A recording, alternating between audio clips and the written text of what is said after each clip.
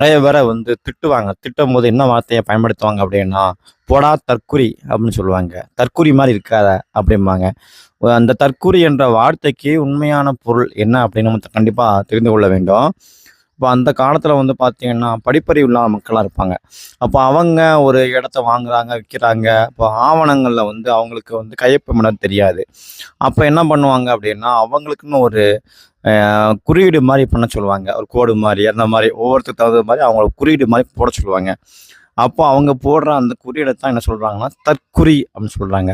தற்குறினா தன் plus குறி. அவங்க சுயமா ஒரு குறியீடு அவங்களுக்குன்னு ஒரு குறியீட வந்து என்னது போடுறது தான் என்ன சொல்றேன் என்ன என்ன என்ன சொல்றாங்கன்னா, தற்குறின்னு சொல்றாங்க. பிற்காலத்துல வந்து அத வந்து ஒரு திட்டக்கூடிய ஒரு வார்த்தையா என்ன செஞ்சுட்டாங்க, பயன்படுத்த ஆரம்பிச்சுட்டாங்க. படிக்க தெரியாத அந்த ஒரே காரணத்துக்காக ஒருத்தவங்கள வந்து தற்குறின்னு நம்ம திட்டக்கூடாது. ஏன்னா வந்து சில பேர் நல்லா படிச்சிருந்தாலும் என்னது சிந்திக்க தெரியாம இருப்பாங்க. சில பேர் படிக்காம இருந்தாலும் அறிவுபூர்வமா சிந்திப்பாங்க. சரிங்களா? அதனால வந்து தற்குறின்னு ஒருத்தவங்கள பார்த்து நம்ம திட்டுறதுங்கிறது சரியான வார்த்தை இல்லை. சரிங்களா?